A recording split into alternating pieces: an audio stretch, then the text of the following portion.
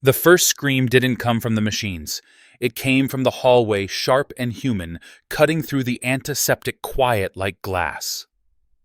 Evelyn Brooks stood frozen with her hand on the hospital room door, listening as a man down the corridor shouted that his insurance had been denied again, that his wife was dying, and the paperwork was still missing.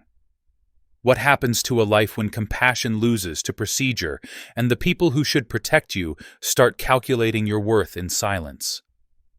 Inside the room, the lights hummed, soft, unforgiving. Margaret Brooks lay motionless beneath a thin blanket, her breathing shallow, timed not by will, but by a ventilator that clicked like a metronome, counting down something no one wanted to name. Evelyn sat close, too close, watching her mother's chest rise and fall, as if memorizing the rhythm might keep it going. Margaret had lived small, not poor, but careful. A woman who reused envelopes, who cut grocery coupons even when she didn't need to, who believed waste was a kind of moral failure. She had worked behind desks her whole life, first in regional offices, later at a public library, the kind of jobs that didn't leave fingerprints on history. The kind people forgot the moment you retired. And yet the nurse had looked at Evelyn strangely earlier that night. Not kindly, not cruelly, just measured. "Your mother has very specific instructions on file," the nurse had said, voice lowered, eyes flicking toward the corridor. "About visitors. About documents. About what happens after." Evelyn had nodded, too tired to ask what that meant. Now Margaret's eyes fluttered open. Not fully. Just enough. Her gaze found Evelyn's face with frightening precision, like she'd been waiting for this exact second. "Evie," she whispered. Her voice was dry, brittle, but focused. "I'm here," Evelyn said quickly, leaning forward. "I'm right here." Margaret's fingers tightened around her wrist. Stronger than expected. The grip startled Evelyn. There was urgency there. Fear, yes, but also resolve. "You need to listen," Margaret said. "Not later. Now." The monitor beeped. A long, steady tone. Somewhere outside, shoes squeaked against linoleum. "There are papers." Margaret continued, each word deliberate. "Not in the house, not anywhere Daniel would look." Evelyn stiffened at the sound of her husband's name. Daniel had been at the hospital earlier. He'd kissed her cheek, checked his watch twice, and said he'd step out to take a call. He never came back. "What papers?" Evelyn asked. Margaret's eyes sharpened. "You do not talk to him. Not yet. And you do not talk to Linda, no matter what she says." Evelyn swallowed. "Mom, Linda's been helping. She's been here every day. That's why Margaret said." Her breath caught. She squeezed Evelyn's wrist again, harder this time. "Promise me." The machine clicked louder, like it was trying to interrupt. "Promise me you will not let them decide who you are," Margaret whispered. "Not with pity. Not with pressure. Not with love that asks you to stay small."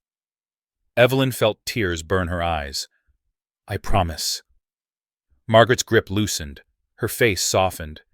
The tension drained from her features, leaving something that looked almost like relief. She exhaled once, then again, then not at all. The room filled with sound. Alarms, footsteps, voices calling codes. Evelyn was gently but firmly moved aside as the staff flooded in, efficient practice distant. She stood against the wall, hands trembling, watching as strangers worked on the body of the woman who had taught her how to read, how to balance a checkbook, how to never owe anyone more than gratitude. Time stretched, then snapped. At 12:41 in the morning, Margaret Brooks was pronounced dead. Outside, rain streaked the hospital windows, blurring the parking lot lights into pale smears. Evelyn stood under the awning. Her coat unbuttoned, her phone heavy in her hand. Missed calls from Daniel. 3 of them. All within the last hour. A text followed. Short. Neutral. "I'm tied up. We'll talk in the morning." No question, no apology, no offer to come back. Linda arrived 10 minutes later, breathless, hair damp from the rain. She wrapped Evelyn in a hug that lingered just a second too long.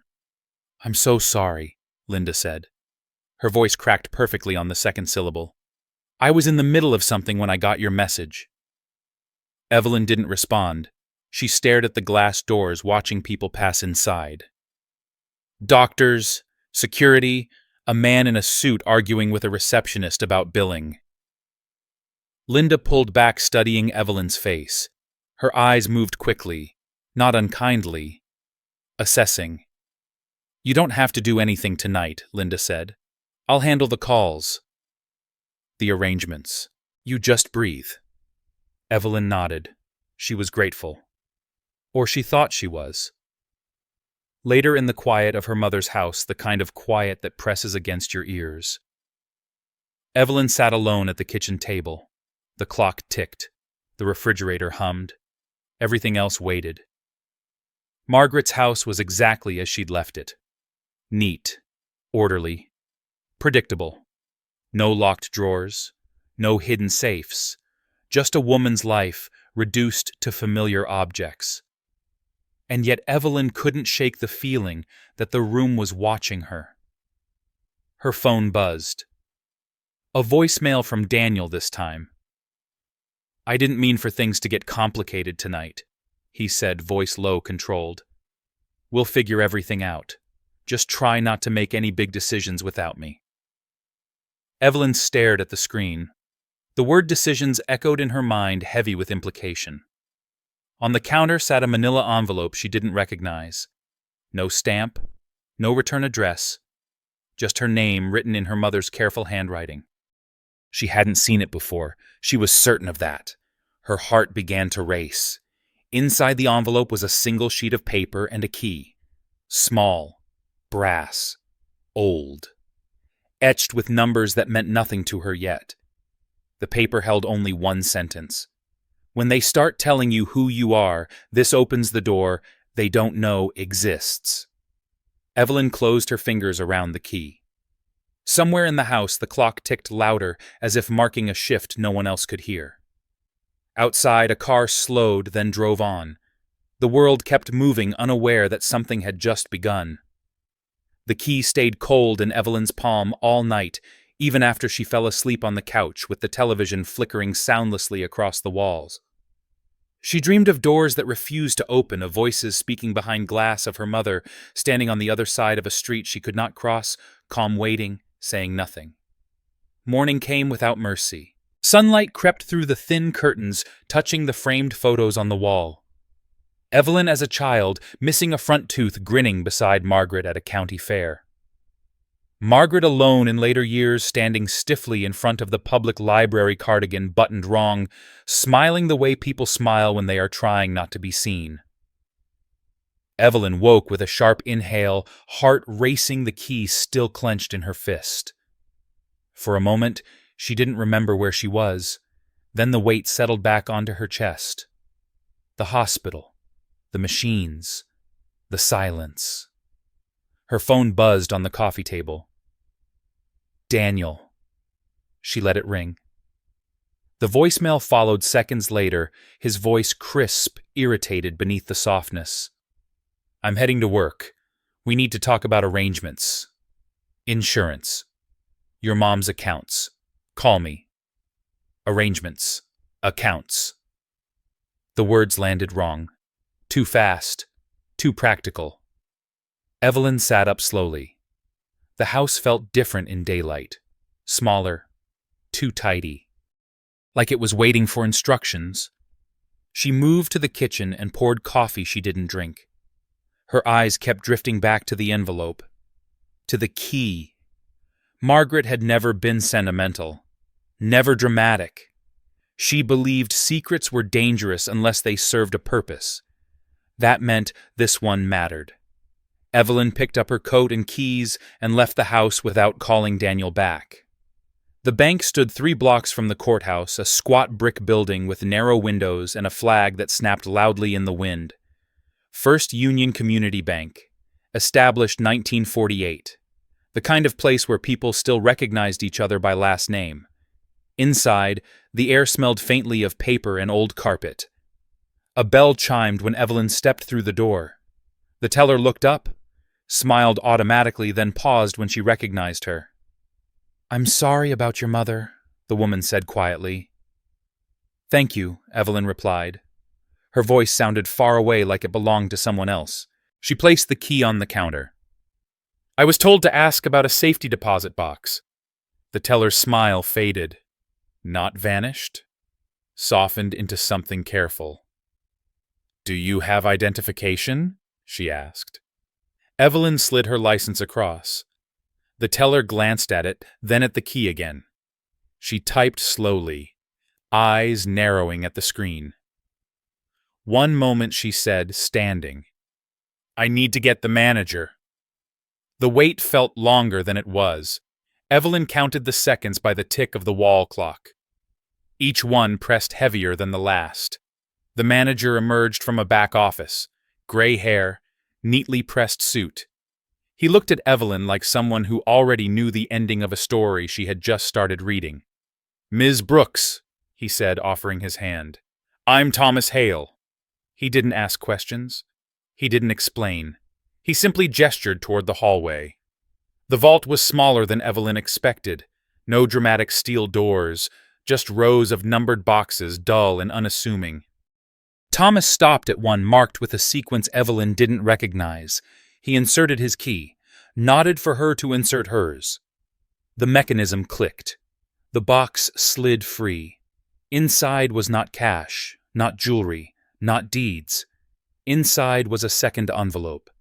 Thicker, heavier, sealed. Thomas stepped back. "You can use the private room." Evelyn carried the box like it might explode. The room was barely bigger than a closet. A table, 2 chairs, a camera in the corner, red light blinking. Evelyn sat, broke the seal and pulled out the contents.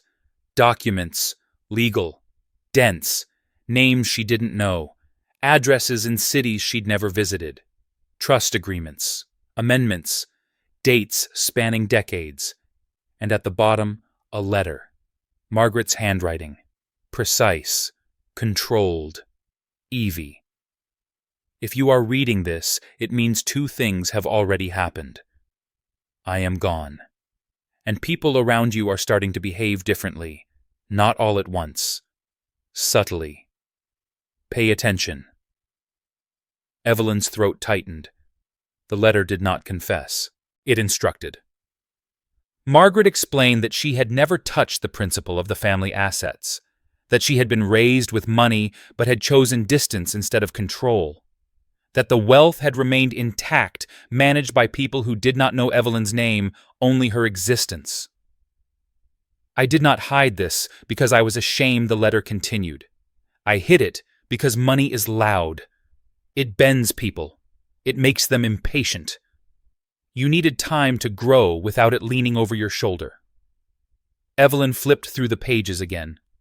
Numbers leapt off the paper, meaningless, without context but undeniably vast. Companies, properties, funds. This wasn't inheritance. This was infrastructure. Her hands shook, not from greed, from fear. The door creaked softly. Thomas's voice came through. "Take your time." She folded the letter carefully and placed everything back inside the envelope. When she stepped out, Thomas looked at her with something close to respect. "Your mother," he said, choosing his words, was very clear. Clear about what Evelyn wanted to ask. Clear about who not to trust. Clear about what was coming. She didn't speak until she was back outside, the envelope tucked beneath her arm like a shield. Her phone buzzed again. "Linda." Evelyn hesitated, then answered. "Hey," Linda said brightly. "Too brightly. I was just thinking about you. How are you holding up?" Evelyn pictured Linda's face, the tilt of her head, the way she always leaned in when she wanted information. "I'm managing," Evelyn said. "Good," Linda replied. "Listen, Daniel called me. He's worried.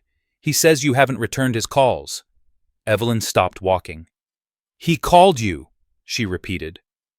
"Well, yes," Linda said lightly. "We're all just trying to make sure everything gets handled. The house, your mom's affairs. It's a lot for you to deal with alone. There it was. The assumption. The quiet repositioning.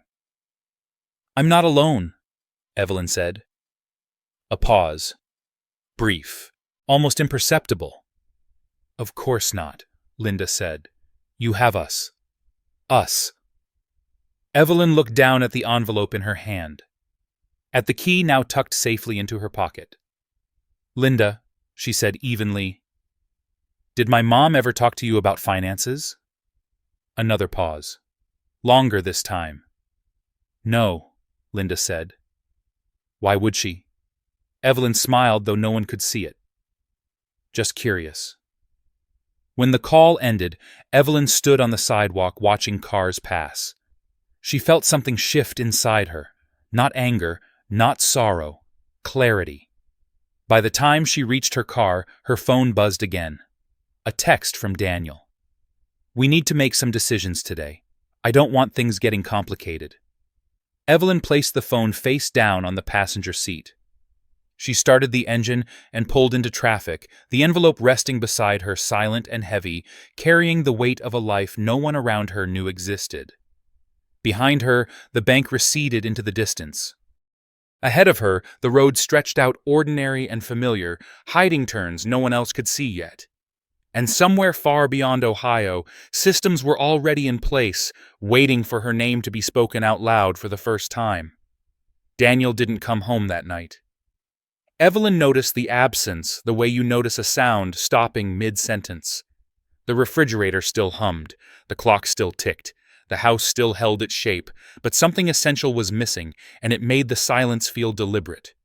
She sat at the dining table with the envelope open in front of her, documents spread in careful rows. She wasn't reading anymore. She was memorizing shapes, letterheads, signatures, learning the geography of a world her mother had mapped without her. Outside, headlights passed. Somewhere down the block, a door slammed.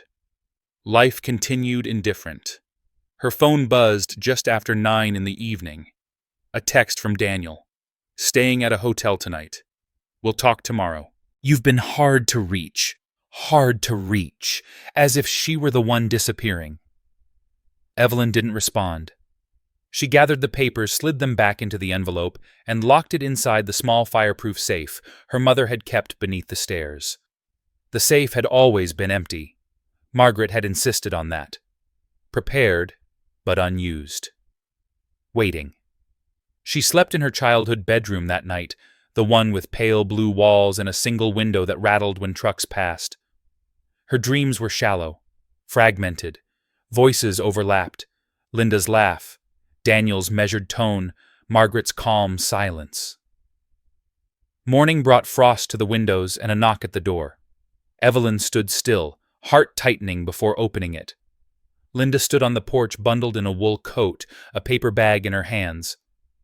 I brought breakfast, Linda said. She smiled tentative. You didn't answer my messages. I needed space, Evelyn replied. Linda's smile faltered for half a second. Then she stepped forward anyway, as if proximity could smooth things over. I get that. I just wanted to check on you. Daniel told me you were upset. Upset. Another careful word. Evelyn stepped aside to let her in. The house seemed to shrink when Linda crossed the threshold, her eyes moving quickly, cataloging. The photos, the furniture, the quiet. They sat at the kitchen table. Linda unpacked pastries, pushing one toward Evelyn. You haven't eaten, she said. Evelyn broke off a piece and chewed without tasting. She watched Linda watch her. Daniel's worried. Linda continued. He feels like you're shutting him out, and I know you're grieving, but there are practical things that need to be handled. Evelyn met her gaze. Like what the house Linda said. Your mom's accounts, bills, paperwork. It can get overwhelming if you don't stay ahead of it. Evelyn nodded slowly. Funny. My mother stayed ahead of things her entire life. Linda laughed softly. That she did. Did she ever talk to you about the future? Evelyn asked, about plans she hadn't shared with me yet. Linda hesitated. A blink. A breath. "She talked about wanting you to be secure," Linda said. Any mother would. It wasn't a lie. But it wasn't the truth either. Evelyn stood and began clearing the table. The conversation felt finished. Linda lingered standing by the counter, her coat still on. "Daniel said he might suggest some time apart," Linda said carefully. "Just until things settle." Evelyn froze. "Time apart," she repeated. "It doesn't mean anything final," Linda said quickly. "Just space. Perspective." Evelyn turned slowly. "You're telling me this because I care about you," Linda said. Her voice softened. "And because sometimes men panic when they feel shut out." Evelyn studied her. The tilt of her head. The concern that didn't quite reach her eyes. "Thank you," Evelyn said. "I'll think about it." Linda's shoulders relaxed just slightly. "That's all I wanted." When Linda left the house, exhaled, Evelyn waited exactly 10 minutes before picking up her phone and dialing the number printed at the bottom of one of the trust documents. She hadn't planned to call yet. Margaret had suggested patience, observation, but patience did not mean paralysis. The call rang twice. Sterling and Ashcroft, a man's voice answered. Calm. Neutral.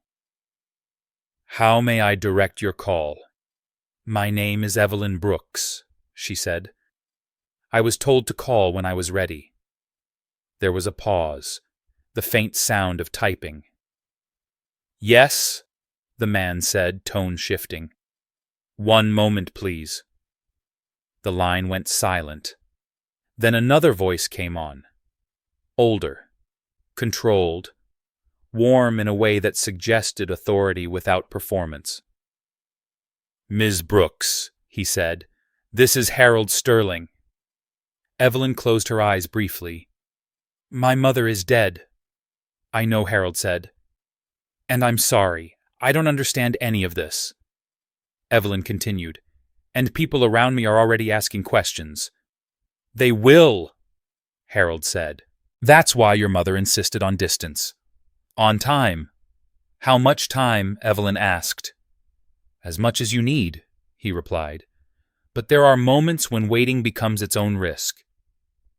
Evelyn thought of Daniel's text, of Linda's visit, of the way both of them had shifted subtly into positions of management. "What do you suggest?" she asked. "I suggest you do nothing publicly," Harold said, "and one thing privately. Learn." She let out a breath she hadn't realized she was holding. "Learn who people are when they think they are ahead," Harold said, "and who they become when they realize they're not." The line went quiet. "I can come to New York," Evelyn said. "Soon." "Yes," Harold replied, "but not yet. We'll start remotely. Slowly." When the call ended, Evelyn sat alone again, the house pressing in around her. She felt no relief, only resolve. Daniel came back the following evening. He didn't knock. He never knocked. He walked in, like the house still belonged to him, set his coat down, loosened his tie. "You've been distant," he said without preamble. "And Linda tells me you've been avoiding conversations." Evelyn watched him from the doorway. He looked tired, irritated, controlled. "I've been busy," she said, with what he asked, with grieving. Daniel sighed. "I know this is hard, but we can't just stop living." "Who's we?" Evelyn asked. He looked at her then. Really looked. Something flickered behind his eyes. Calculation, concern, impatience. "I think some time apart might be healthy," he said. "Just for now." Evelyn nodded. "Where did you get that idea?" Daniel stiffened. "It's common sense." She stepped closer, close enough to see the faint crease between his brows. "Did you come up with it on your own?" His jaw tightened. "Why does that matter?" Evelyn smiled. Not warmly, not coldly, precisely. Because she said it tells me how careful I need to be. Daniel frowned. What does that mean? It means, Evelyn said, moving past him toward the stairs, that I need more time. He watched her go, unsettled. That night Evelyn lay awake listening to him pack in the guest room. Zippers, drawers, the quiet efficiency of someone already halfway gone. She thought of her mother, of the letter, of the key. And for the first time since the hospital, Evelyn felt something solid settle in her chest. Not hope, not revenge, preparation. The kind that begins long before anyone else realizes the game has changed. The lawyer's email arrived just before dawn, time-stamped 5:12 in the morning. Subject line, empty content spare. We should talk today. Time matters now. Evelyn read it twice, then sat on the edge of the bed listening to the house wake up. Pipes clicked. The furnace sighed. In the guest room, Daniel's suitcase lay open, a corner of a dress shirt hanging out like a surrender flag no one had asked for. She dressed quietly, pulled her hair back, and went downstairs. Daniel was already at the table, coffee steaming, phone in hand. He looked up as she entered, eyes scanning her face, searching for something he could name. I have meetings, he said. I'll be out most of the day. So will I, Evelyn replied. He paused. With who? People who knew my mother better than you did. That landed. Daniel straightened, defensive. I knew her well enough. Evelyn poured coffee. Steady hands controlled breath. You knew what she wanted you to know. His phone buzzed. He glanced at it, frowned, then slid it face down. We should talk about logistics. If we're doing time apart, there are practical things. Like control, Evelyn said softly. Daniel laughed once, sharp. Don't make this something it isn't. She met his eyes. I'm not. You are.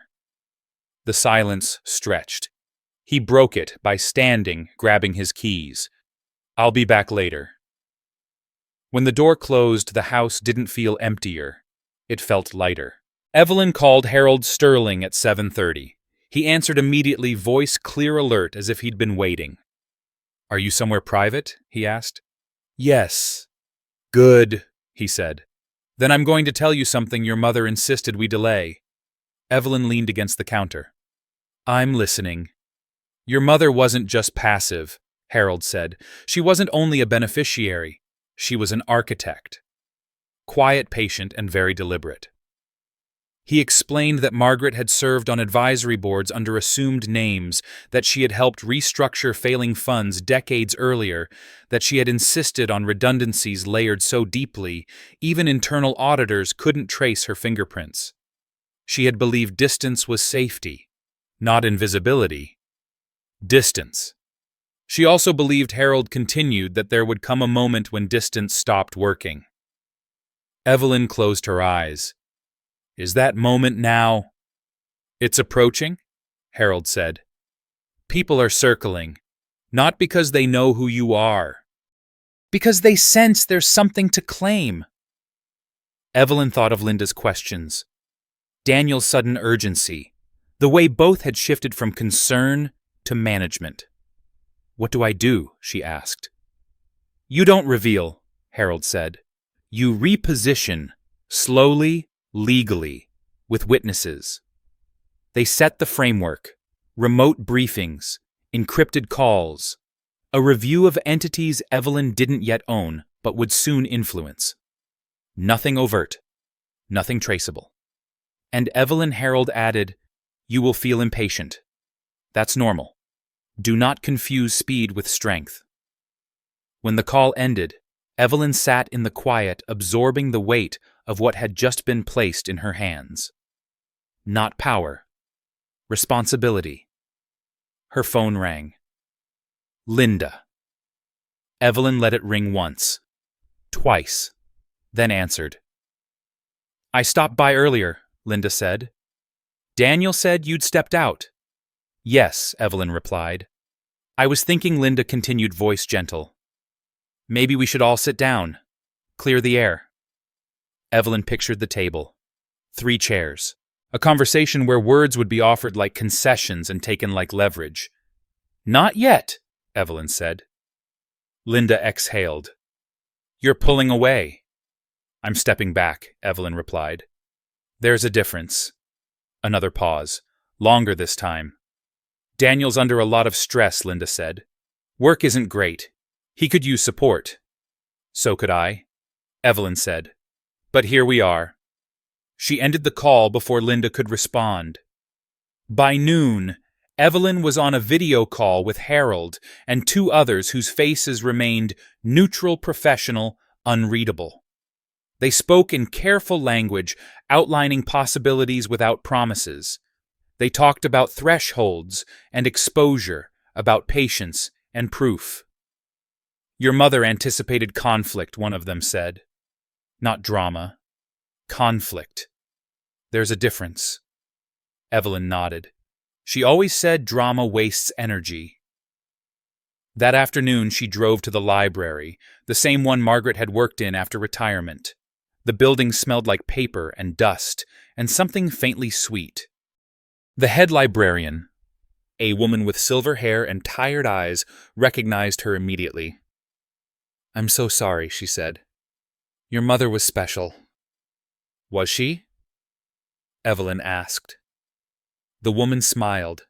She asked better questions than most people, and she listened longer than anyone else. They talked quietly, about books Margaret had recommended, about afternoons spent cataloging donations, about a woman who never raised her voice and never rushed a decision. As Evelyn stood to leave, the librarian hesitated. Your mother used to meet someone here. Once a month. Always sat in the same corner. Who? Evelyn asked. The librarian shook her head. Never said, but they spoke like equals. Outside, the sky had darkened. Clouds pressed low. Evelyn sat in her car and stared at the building, understanding something new. Her mother had not hidden. She had chosen her stage carefully. That evening, Daniel returned late. He smelled like hotel soap and impatience. We need to talk, he said. Evelyn was already seated, a folder in front of her. Empty. On purpose. Go ahead, she said. I think we should formalize the separation, Daniel said. Get attorneys. Keep it clean. Clean for who Evelyn asked. For both of us, he said, before things get messy. She tilted her head. You're worried about mess now. He frowned. You're being difficult. I'm being observant, she replied. There's a difference. He leaned forward. I don't want surprises, Evelyn. She met his gaze. Then you should have asked better questions. His phone buzzed. He checked it reflexively. Evelyn caught the name on the screen. Linda. Daniel saw her see it. His jaw tightened. I'm staying at the hotel again tonight, he said. We'll talk tomorrow. Take your time, Evelyn replied. I am. After he left, Evelyn opened the folder. Inside was nothing. No documents, no plans, just space. A reminder that the most powerful moves often leave no visible trace. She stood by the window watching headlights streak across wet pavement. Somewhere, decisions were being made without her consent. Somewhere else, systems were aligning quietly in her favor. Evelyn felt the shift then, subtle, internal. The moment when grief stops being an anchor and becomes a lens. She didn't need to confront. Not yet. She didn't need to reveal. Not ever, if she chose. What she needed was time, and the discipline to use it. Upstairs, the guest room door stood open. The suitcase was gone. The bed stripped bare. Evelyn turned off the lights and went to sleep. The house finally quiet, the future no longer pressing but waiting patient as her mother had always been.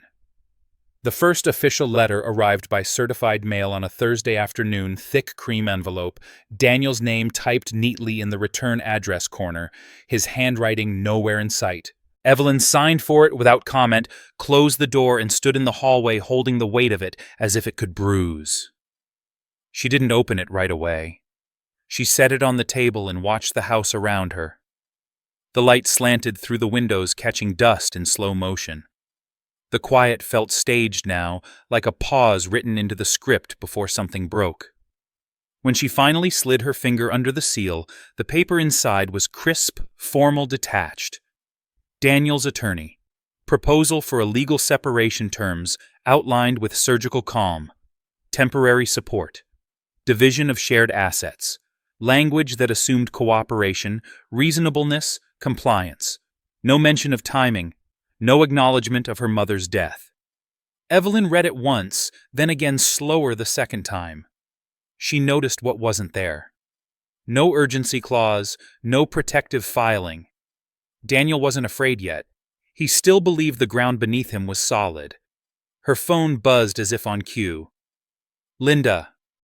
Evelyn let it ring until it stopped, then waited for the inevitable text. He's trying to do this the right way. Please don't make it harder than it has to be. The message sat on the screen, framed as concern, shaped like pressure. Evelyn typed nothing. She folded the letter neatly and placed it back into the envelope, then into the folder Harold had instructed her to keep empty except for correspondence. A visual record. A timeline. By evening, the rain started. Heavy. Insistent. Evelyn drove through it to a nondescript office park on the edge of town, the kind with identical buildings and dim lights. The therapist's name had come from Harold, indirectly framed as support rather than strategy. The waiting room smelled faintly of lemon cleaner. Soft music played something instrumental meant to soothe. Evelyn sat with her hands folded, breathing slow, counting each inhale. The therapist, a woman in her late 50s with sharp eyes and no visible jewelry, didn't offer platitudes. She listened. She asked questions that didn't comfort but clarified. Do you feel threatened? She asked. Evelyn considered. I feel underestimated. The therapist nodded. That's often more dangerous. They spoke about grief, about betrayal that arrived quietly disguised as practicality. About the way people step into leadership roles around you when they sense hesitation. Your job, the therapist said, is not to react. It's to remain oriented. Evelyn left lighter than she arrived. Not healed, focused. When she returned home, the porch light was on. Daniel stood inside the doorway, coat still on phone in hand. He looked surprised to see her calm. We need to talk, he said again. The phrase had lost meaning. I got the letter, Evelyn replied. He nodded. It's standard. Temporary. Temporary things have a way of becoming permanent, she said. Daniel exhaled sharply. You're making this into something bigger than it needs to be. She stepped closer, close enough to see the tension at the edges of his control. No, she said. You're trying to keep it small. He stiffened. That's not fair. Neither is filing paperwork before the ground settles, she replied. Daniel's phone buzzed. He ignored it this time. I don't want this to turn ugly, he said.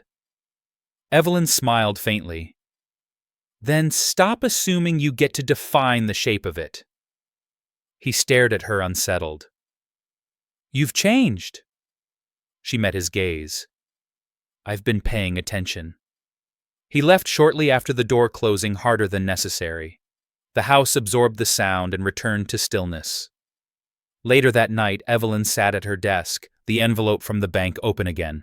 She wasn't looking at the numbers now. She was looking at patterns, names that repeated, entities that intersected, the architecture beneath the surface. Her phone rang.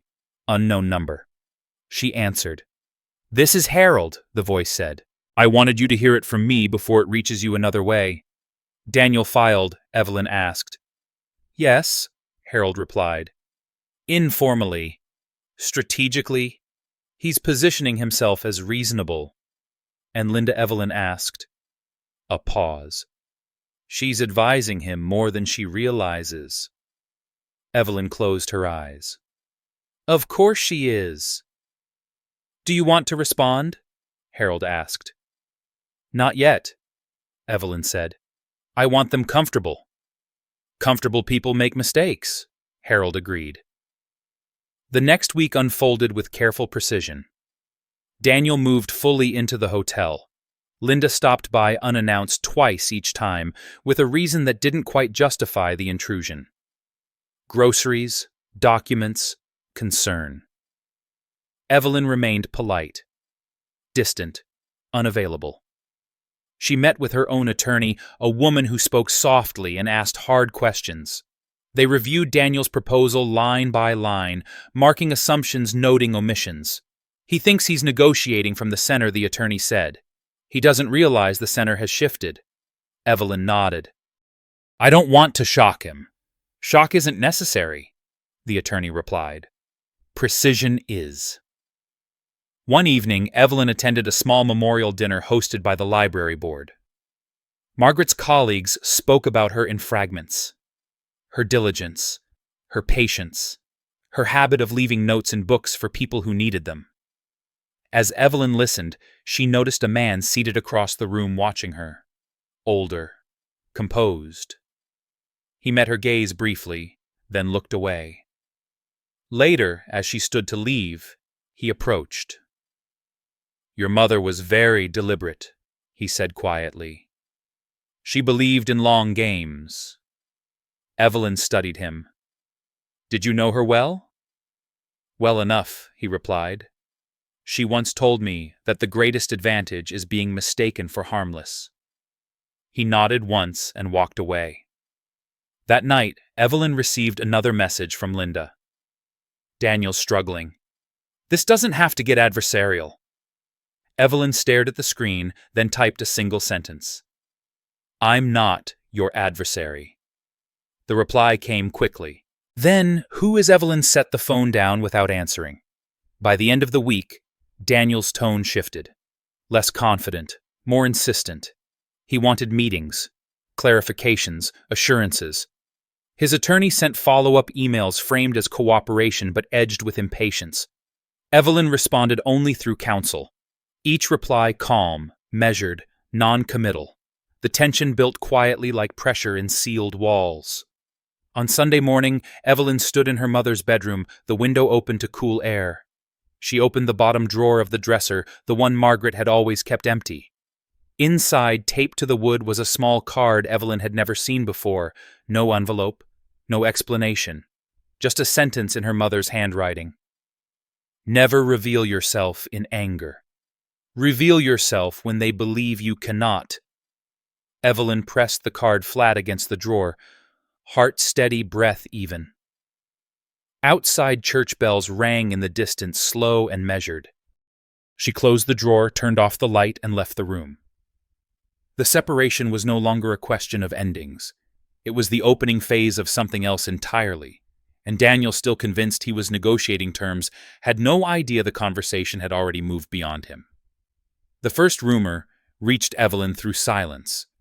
Daniel stopped calling, not abruptly, gradually. The daily texts became shorter, then transactional, then non-existent. Linda followed a similar pattern, her concern tapering off as if replaced by something more urgent. People didn't withdraw when they felt secure. They withdrew when they believed they had leverage elsewhere. Evelyn noticed the shift while standing in line at the grocery store, watching the cashier ring up items she didn't need. The screen glowed green.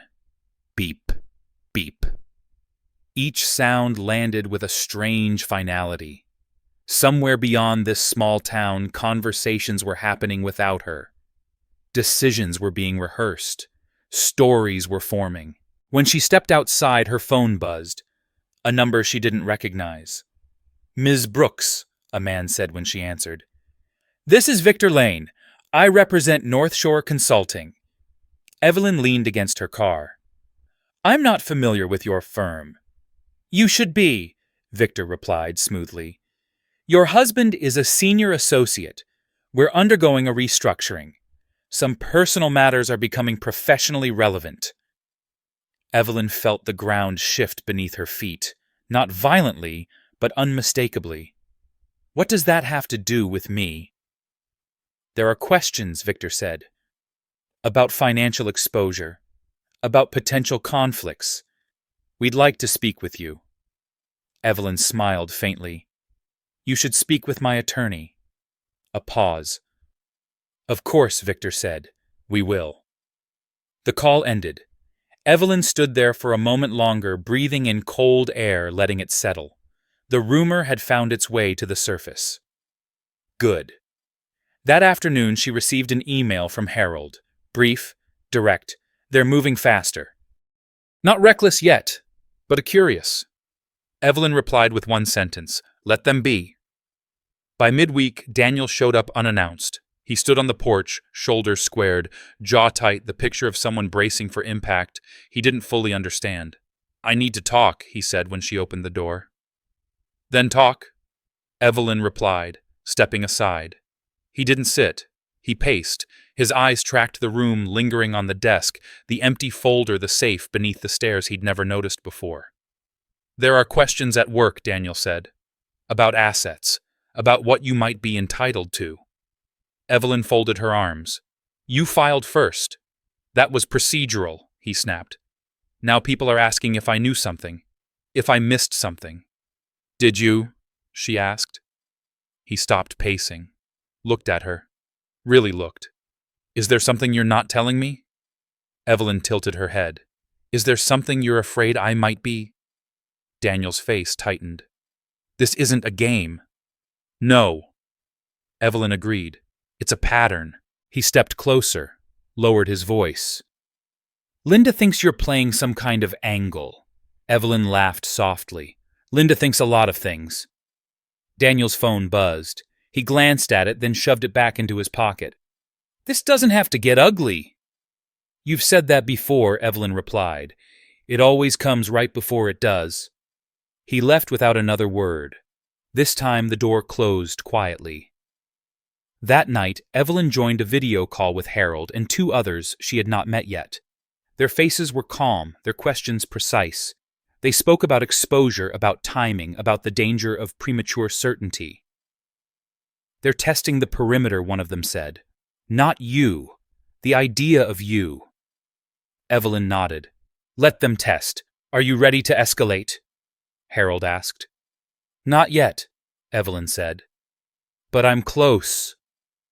The following morning, Linda appeared again, this time at the library. Evelyn was returning a book when Linda intercepted her between shelves, eyes bright, voice urgent.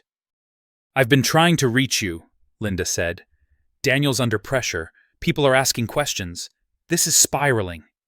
Evelyn placed the book on the cart. Is it?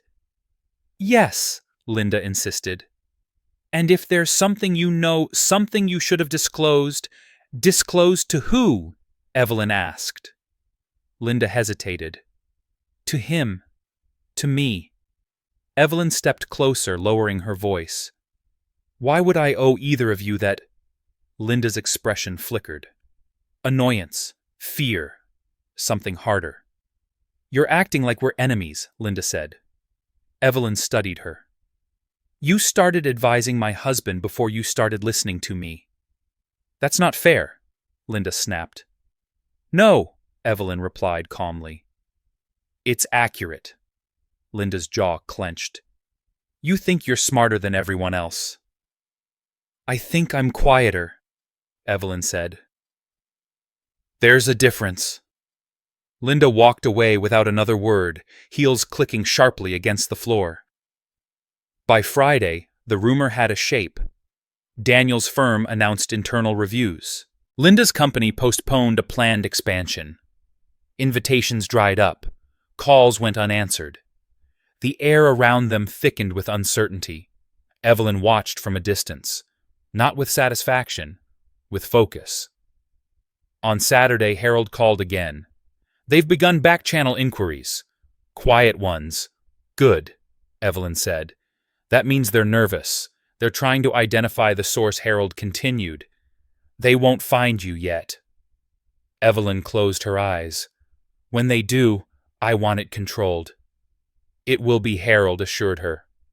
Your mother built this to withstand curiosity.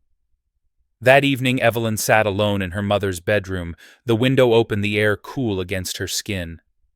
She held the brass key, turning it over in her fingers. The door it opened was no longer just physical. It was symbolic, a threshold she could cross whenever she chose. Her phone buzzed one last time, a text from Daniel. "We need to talk, now." Evelyn set the phone face down. She stood, walked to the dresser, and opened the bottom drawer. The card was still there, taped neatly, the ink steady. Never reveal yourself in anger. Reveal yourself when they believe you cannot.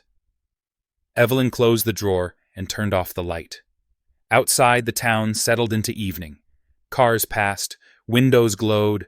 Somewhere Daniel and Linda were counting possibilities, still convinced they were negotiating the future. They were wrong. The future was already in motion, quiet and deliberate, unfolding exactly as her mother had planned. The first document bearing Evelyn's name surfaced in a place she had never visited.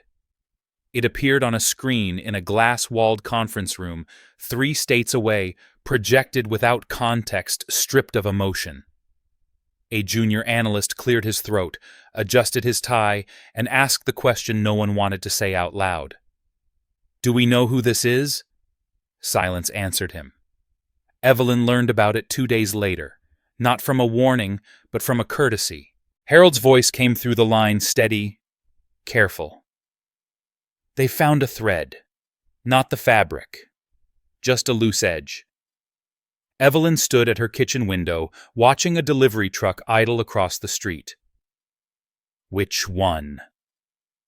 A dormant entity, Harold said. Old, clean, quiet. Your mother used it to move influence, not money. Evelyn closed her eyes.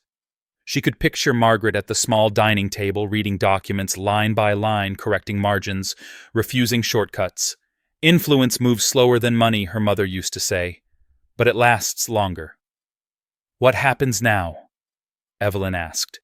Now, Harold replied, they start guessing. Guessing was dangerous. Guessing invited stories. By noon, Daniel called. Not a text, a call. Evelyn let it ring once, then answered. Are you in town? He asked. His voice was tight, the confidence frayed at the edges. Yes, Evelyn said. We need to meet Daniel, said. In person. About what? He hesitated. About things I didn't know. Evelyn considered. You still don't. Don't do this, he snapped. People are asking questions. My firm. Their counsel. They think there's exposure to what Evelyn asked. That's what I'm trying to find out. She could hear it now, the fear beneath the control, the man who had always believed knowledge was leverage, realizing he was operating blind. I can meet you, Evelyn said finally. Tomorrow. Public place. A pause. Relief disguised as agreement. Fine. Linda reached out that evening, her tone markedly different. No concern. No coaching, just urgency. We need to talk. I think there's been a misunderstanding. Evelyn stared at the message, then typed a reply she deleted twice before sending. Misunderstandings don't escalate this fast. The next morning dawned clear and cold. Evelyn arrived early at the cafe. Daniel had chosen a bright place with wide windows and hard chairs. She sat where she could see the door, ordered black coffee, and waited. Daniel arrived 10 minutes late. His coat was unbuttoned. His eyes darted. He slid into the chair across from her and didn't waste time. What did your mother leave you? He asked. There it was. No preamble, no apology. Evelyn took a slow sip of coffee. Why would you ask that? Because people are treating me like I missed something. Daniel said. Like I should have known better. Should you have? She asked. His jaw tightened. This isn't about us anymore. It never was, Evelyn replied. He leaned forward. I need to understand what's happening. Evelyn met his gaze. calm, unmoving. Then you should ask yourself why your first instinct is entitlement. Daniel recoiled slightly. I'm your husband. Where Evelyn corrected, the word landed hard. You think you're punishing me, he said. But you're dragging everyone into this. Evelyn shook her head. No, I'm letting consequences surface. Linda appeared at the doorway, then scanning the room until her eyes found them. She hesitated, then approached, her smile tight rehearsed. I didn't realize this was happening now, she said, sliding into the empty chair without invitation. Evelyn didn't look at her. Neither did I. Linda clasped her hands together. Evelyn, we need clarity. This has gone further than anyone expected. Further than you expected, Evelyn said. Daniel looked between them. What is she talking about? Linda's smile faltered. I've just been trying to help. Evelyn turned to her then. Slowly, deliberately. Help whom Linda's breath caught. Both of you. No, Evelyn said quietly. You've been helping yourself. The words hung in the air, sharp and undeniable. Daniel stared at Linda, suspicion blooming where certainty used to live. What did you tell her? He asked. Linda's voice rose defensively. I was protecting us. Us. The word sounded different now, smaller, exposed. Evelyn stood.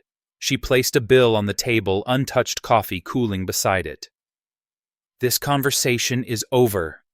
Daniel grabbed her wrist as she turned. Not hard, instinctively. The cafe went still. Don't, Evelyn said, her voice low. He released her immediately, color draining from his face. Outside, the cold hit her like clarity. She walked to her car, hands steady, heart racing. Only once she was inside, the door locked. Her phone buzzed before she started the engine. Harold. That meeting, he said. They watched it. Evelyn exhaled. Good. They're closer now, Harold continued. You won't be able to stay undefined much longer. I know, Evelyn said. I'm ready. The call ended. Evelyn drove home through streets she had known her whole life, seeing them differently now. The houses, the people, the quiet assumptions that kept everything in place. At home, a courier waited at her door. No uniform, just a man with a clipboard and a sealed envelope. Signature, please. She signed, closed the door, opened the envelope. Inside was a single document, not a demand, not a threat, a notice. An inquiry issued by a firm with reach and patience, requesting clarification on an ownership structure Margaret had helped design decades earlier. They weren't asking for money. They were asking for authority. Evelyn sat at the table and stared at the paper, feeling the weight of it settle into her bones. This was the moment her mother had prepared for. The moment when staying silent would no longer protect her. Her phone buzzed again. A message from Daniel. I think Linda's been lying to me. Evelyn didn't reply. Another message followed, this time from Linda. Please. You don't understand what you're doing. Evelyn turned the phone face down. That evening she joined Harold and the others on a secure line. Faces appeared. Serious. Focused. They're requesting confirmation, one of them said. If you deny it, buys time. If you confirm it, changes everything. Evelyn thought of Margaret's hands on her wrist. The urgency. The promise. Prepare the confirmation, Evelyn said. But don't send it. Harold nodded. When they're certain I can't, she replied. The room went quiet. Outside, night settled over the town. Lights flickered on. Windows glowed. People ate dinner, unaware that a line was being drawn beneath their feet. Evelyn stood alone at the window after the call ended, the document folded neatly on the table behind her. She felt no triumph, no fear, only readiness. The story was no longer about what had been taken from her. It was about what she was about to step into. And soon, very soon, everyone who had underestimated her would learn the cost of assuming silence meant absence. The notice became a deadline the moment it was acknowledged. Not officially, not on paper, but in the way phones stopped ringing and started vibrating instead, in the way emails shifted from pleasantries to paragraphs dense with subtext. Evelyn felt it in her body before she saw it on any screen, a subtle tightening, like the air before a storm. Harold called that evening, his voice lower than usual. "They've adjusted their posture," meaning Evelyn asked. "They believe you won't respond," he said, "so they're preparing to move without you." Evelyn stood at the kitchen sink, staring out at the dark yard. "Let them." Silence stretched on the line. "That only works," Harold said carefully, "if you're ready to absorb the impact." "I am," Evelyn replied. And she was. Not because she wanted confrontation, but because avoidance was no longer neutral. It had become a statement. The next morning, Evelyn received a calendar invite she had not accepted. A meeting. Virtual, mandatory, subject line neutral, ownership clarification. No sender name, only a domain she recognized from the documents in the envelope. Old, established, patient. She forwarded it to Harold without comment. Within minutes, her phone rang. "That was faster than expected," he said. "They think I'm unprepared," Evelyn replied. "They think you're alone," Harold corrected. At 10 o'clock sharp, the screen filled with faces, men and women in carefully chosen light, each framed by offices that signaled authority without extravagance. No one smiled. No one wasted words. "Ms. Brooks," a woman at the center began, "thank you for joining us." Evelyn met her gaze through the camera. "You scheduled the meeting." A faint pause. Not offense. Assessment. "We've been reviewing a legacy structure associated with your late mother," the woman continued. "Certain elements require clarification." Evelyn listened without interruption as they outlined questions that were not really questions. They spoke of governance, of dormant rights, of influence exercised indirectly. They never once mentioned money. When they finished, the woman leaned forward slightly. "We'd like to know if you intend to assert authority." Evelyn considered her answer, then chose a different approach. "My mother believed authority should never be asserted before it's understood," she said. "I intend to honor that." The screen went quiet. Someone shifted in their chair. Another scribbled a note. "That wasn't an answer," a man on the far right said. "It was," Evelyn replied calmly. "Just not the one you were expecting." The woman at the center nodded slowly. "You're aware that inaction will be interpreted." "Yes," Evelyn said. "And I'm aware of who does the interpreting." The meeting ended without resolution. No threats, no ultimatums, just a recalibration. Harold called immediately after. "You held. They were looking for weakness," Evelyn said. "I gave them uncertainty."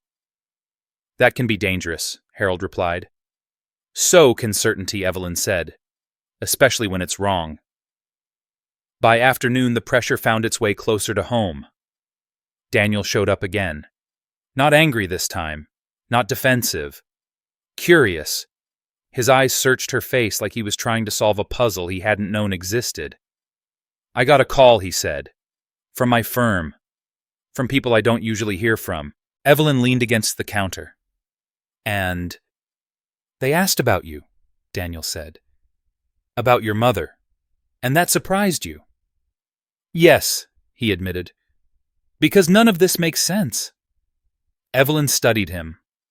The man who had believed he was the smartest person in every room, now realizing there were rooms he'd never been invited into. "What did Linda say?" Evelyn asked.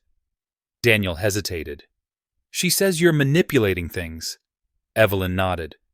"That sounds like her." "Is she wrong?" he asked. Evelyn met his gaze. "You're asking the wrong question." "What's the right one?" Daniel demanded. "Why," Evelyn said, "do you assume you're entitled to the answer?" His face hardened. "I was your husband." "You were," she agreed, when that meant something.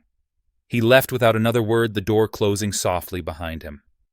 That evening, Linda tried a different tactic. She didn't call. She sent a letter. Handwritten, delivered by hand. Emotional ink on thick paper. "I never meant for this to turn into a war. Please don't do something you can't take back." Evelyn read it once, then folded it carefully and placed it in the same folder as Daniel's legal correspondence. Patterns mattered. As night fell, Harold arrived in town. He didn't come to the house. They met at a small office near the courthouse neutral ground. "You're at the edge now," he said, sitting across from her. "They'll push again. Harder. Let them," Evelyn said. "They'll test your legitimacy," Harold continued. "Your experience. Your right to step into a structure you didn't build." "I built myself," Evelyn replied. "That will have to be enough." Harold watched her for a long moment, then nodded. "Your mother would approve." The next morning the push came. A formal notice arrived, this one public, filed, circulated. A move to consolidate oversight of the legacy entities under interim management, temporary on paper, permanent if unchallenged. Evelyn read it without flinching. "Now," Harold said quietly. She didn't rush. She didn't call a press conference. She didn't issue a statement. She opened the fireproof safe beneath the stairs and removed the final document her mother had left behind. The one Harold had never seen. The one Margaret had insisted remain untouched until this exact moment. It wasn't a confession. It wasn't a defense. It was a declaration. Signed. Dated. Witnessed decades earlier. Margaret's name appeared at the bottom, steady and unmistakable. Above it, language that transferred not assets but voice. Authority embedded so deeply it had survived every restructuring, every merger, every attempt at dilution. Evelyn scanned it once, then again. Her hands were steady. By noon, Harold had copies. By evening, the challenge was filed. Phones rang, emails exploded, messages flooded in from people who had not known her name the day before. Evelyn ignored them all. She stood in her mother's bedroom that night, the window open, the air cool. She held the brass key one last time, then placed it back in the drawer. The door it opened no longer mattered. Downstairs, the house was quiet. Outside, the town slept. Somewhere far away, systems were recalculating. Power was shifting not violently, but irreversibly. Evelyn lay down and closed her eyes, knowing that when morning came, the story would no longer belong to those who assumed it always had. It would belong to the one who had waited long enough to claim it. The consequences did not arrive all at once. They arrived in waves spaced just far enough apart to let denial breathe. The first wave hit Daniel's firm on a Monday morning. An internal memo circulated before noon, subject line bland, language surgical. Temporary suspension of select partnerships pending review. No names listed. Everyone knew whose names were missing. Daniel read it standing in the hallway outside a conference room, phone in one hand, coffee cooling in the other. He scanned the page twice, then a third time, as if repetition might reveal a loophole. Around him, conversations lowered, doors closed. The building shifted its posture. By the time he called Evelyn, his voice had lost its edge. "They pulled me from 2 accounts," he said. No explanation. Evelyn sat at her desk, the window open, late afternoon light stretching across the floor. "That sounds inconvenient." "This isn't a joke," Daniel snapped, then caught himself. "I'm asking you because this started with you." Evelyn leaned back in her chair. "It started long before me." "You're doing this," he insisted. "I don't know how, but I can feel it." Evelyn closed her eyes briefly. "What you're feeling is uncertainty. You're just not used to it." He hung up without another word. The second wave found Linda 2 days later. It came disguised as opportunity. A meeting request from regional leadership. Urgent, complimentary. She arrived early, dressed carefully, confidence practiced in the mirror before she left. The meeting lasted 12 minutes. When she walked out, her steps were measured, her smile fixed too tightly. The performance improvement notice sat folded in her bag like a live wire. 60 days. Clear benchmarks. No extensions. She called Daniel from the parking lot. "They're watching me," she said, voice shaking. "Everything I do." Daniel exhaled sharply. "I can't deal with this right now." There was a pause, a crack. "Are you blaming me?" Linda asked. "I'm blaming the timing," he replied. "I'm blaming the fact that nothing makes sense anymore." He ended the call before she could respond. Evelyn learned about both developments through Harold, not because she asked, but because he tracked patterns the way other people tracked weather. "They're under strain," he said during their evening call. "Not collapse. Pressure." "That's enough," Evelyn replied. "You're certain?" Harold asked. "This is usually where people push harder." "I'm not trying to break them," Evelyn said. "I'm letting them show themselves." The third wave was quieter, more personal. An email from Daniel's attorney arrived this time less confident. Language softened, proposals reframed, a request to revisit terms previously assumed final. Evelyn forwarded it to her own counsel without comment. Linda's message came later that night. Not accusatory, not strategic. Bare. "I don't know what's happening. Please tell me if you know something I don't." Evelyn stared at the screen for a long time. She thought of the years she had shared with Linda. The late nights, the confidences, the subtle redirections she had ignored because trust felt easier than vigilance. She typed a response, then deleted it. Instead, she turned the phone off. By Thursday, the fourth wave arrived publicly. A trade publication ran a short piece buried on the second page. Governance disputes delay oversight consolidation. Names redacted. Entities unnamed. The article raised more questions than it answered. Daniel read it 3 times at his desk, heart pounding. He searched for reassurance in the margins and found none. Colleagues avoided his eyes. A partner canceled a lunch meeting without explanation. He left the office early and drove to Evelyn's house without calling. She opened the door before he knocked. She had seen him through the window, his car idling, his posture uncertain. "You need to stop," he said the moment he stepped inside. "Whatever this is." Evelyn didn't move aside. "You're in my house." "Our house," he corrected automatically, then faltered. She studied him, the tension in his shoulders, the exhaustion he could no longer hide. "You don't know what you're asking me to stop." "Yes, I do," he insisted. "This pressure, this shadow." Evelyn's voice remained even. "You're confusing consequence with intent." He ran a hand through his hair.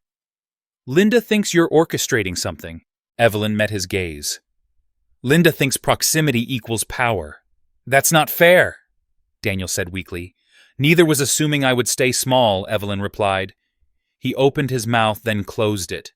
For the first time, she saw doubt eclipse certainty. Real doubt, the kind that doesn't shout. "I loved you," he said quietly. Evelyn nodded once. "I know." He left without slamming the door. That night, Linda sat alone in her apartment scrolling through old photos she had not posted. Smiles that felt borrowed now. Moments she had believed were proof of progress. She drafted messages she didn't send. Apologies. Accusations.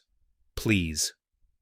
At midnight, she opened her laptop and searched for information she had once dismissed as irrelevant. Trust structures. Advisory boards. Legacy entities. The deeper she looked, the more she realized how shallow her understanding had been. She closed the laptop and stared at the wall, the weight of it settling in. Evelyn spent the same night differently. She sat with Harold and two others on a secure line, reviewing responses to the challenge they had filed. The language was shifting. The opposition was no longer dismissive. It was cautious. "They know now," one of them said. "Not who you are, but that you're real." Evelyn exhaled slowly. "That's enough." "For now," Harold agreed. After the call, Evelyn walked through the house, turning off lights, touching familiar objects. Her mother's quilt on the back of the couch, the framed photo on the stairs. She felt no triumph, only a quiet alignment. Outside, rain began to fall soft at first, then steady. The sound wrapped the house in something close to peace. Across town, Daniel lay awake in a hotel room, staring at the ceiling, replaying every moment he had underestimated, every question he had failed to ask. Across the river, Linda sat at her kitchen table. The improvement notice unfolded, the 60 days already feeling like a countdown she could not outrun. Neither of them knew the full shape of what was coming, but both could feel it. And that Evelyn understood as she closed her bedroom door and turned off the lamp was the point. The reveal did not need to be loud. It only needed to be inevitable. The confirmation went out at 9:15 in the morning, time to land between market open and the first wave of calls that would follow. It was not a press release. It was not an announcement. It was a filing clean and precise, entered into a system that respected permanence more than noise. Evelyn Brooks asserted authority as successor voice to a legacy structure designed decades earlier, effective immediately. Nothing exploded. Nothing collapsed. The world did what it always does when power shifts quietly. It recalculated. Phones rang where they had not rung before. Emails arrived with careful salutations. Calendars filled with meetings framed as collaboration. Evelyn did not attend the first of them. She sat at her desk, hands folded, watching the city wake through the window. She let the system respond to her name before she responded to it. Harold called once, then did not call again. He knew better than to crowd the moment. Daniel learned the truth at work, not from Evelyn. A partner asked him softly if he had known. The question carried no accusation, only distance. Daniel answered honestly, he had not known. The partner nodded, then changed the subject as if the answer had closed something that did not need to be reopened. By lunchtime, Daniel's calendar had been cleared without explanation. By afternoon, his access to 2 internal platforms was restricted pending review. He stared at the screen, the cursor blinking in a box that would not accept his credentials. It was not punishment. It was protocol. That was worse. He drove to Evelyn's house one last time. He did not knock. He stood on the porch, shoulders slumped, waiting for a light that did not turn on. When he finally left, he did so without anger. Only comprehension. The kind that arrives late and stays. Linda found out differently. A call from corporate. A follow-up to the improvement plan. No hostility, no emotion. Just an acknowledgement that expectations had not been met. Her role would be terminated at the end of the period, effective sooner if metrics continued to trend downward. She thanked them out of habit, then sat very still, the phone cooling against her palm. She drafted a message to Evelyn and erased it. Drafted another. Erased that too. She understood now that the silence she had mistaken for weakness had been discipline, that the access she had assumed was intimacy had been proximity without permission. The gala was not Evelyn's idea. It had been scheduled months earlier, before Margaret's death, before filings and recalculations. A charitable dinner in the city, understated, expensive, without display. Evelyn attended because attendance mattered. Because absence would have been interpreted. She wore a simple dress, dark blue, unadorned. No statement jewelry, no declarations. When she entered the room, conversations paused, then resumed at a different pitch. People watched her with new eyes, measuring without knowing what they were measuring for. She moved through the space with control, accepting condolences, acknowledgments, congratulations. She did not correct. She spoke when addressed. She listened longer than she spoke. She let the room learn her pace. Daniel and Linda arrived together, then separated almost immediately, drawn apart by the gravity of the moment. They saw Evelyn at the same time. Recognition passed between them, followed by something like regret, then something smaller. Fear. Evelyn approached them first. Not confrontational, not triumphant. Present. "Good evening," she said, her voice even. Daniel swallowed. "Evelyn." Linda opened her mouth, then closed it. Her smile trembled.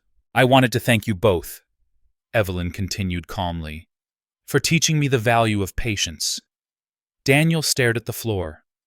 Linda's eyes filled, then hardened as she realized tears would not help. "You didn't have to do this," Daniel said quietly. Evelyn regarded him. "I didn't do anything to you." Linda's voice broke. "You destroyed everything." Evelyn turned to her. "No. I stopped pretending it wasn't already broken." She did not wait for an answer. She wished them a pleasant evening and walked away, leaving the space behind her lighter than it had been moments before. The next morning, Evelyn moved out of the house she had grown up in. Not because she needed to, but because chapters close when they are finished. She took the quilt, the photos, the drawer card, with her mother's handwriting. The rest she left intact. Memory did not require possession. In her new apartment high above the street, she unpacked slowly. She framed Margaret's letter and placed it on the desk where she worked. She opened her laptop and reviewed the scholarship proposal Harold had sent overnight. The endowment would double. The criteria would expand. Quiet impact, lasting reach. Her phone buzzed with messages she did not answer. Invitations, requests, appeals framed as opportunity. She marked them for later. She had learned the difference between urgency and importance. That afternoon, Evelyn sat with a small group on a secure call. The agenda was short. Oversight, ethics, continuity. When it ended, one of them spoke plainly. "You did not seek this." "No," Evelyn said. "But you are ready for it." "Yes," she replied without hesitation. As evening fell, Evelyn stood at the window and watched the city settle. Lights blinked on. Traffic slowed. Somewhere below, people were making choices that would ripple outward in ways they could not see. She thought of her mother, of the hands that had taught her restraint, of the voice that had insisted silence could be a strategy. She thought of Daniel and Linda, of the costs of assumption, of how easily love becomes leverage when character is unexamined. Evelyn did not feel victorious. She felt aligned. She sat at her desk and typed a single message to Harold. Proceed. Then she closed the laptop and allowed herself a moment of stillness. The story that had begun in a hospital hallway had found its shape not in spectacle, but in consequence. If this story moved, you take a second to like and subscribe and leave your thoughts in the comments with 3 words your honest reaction.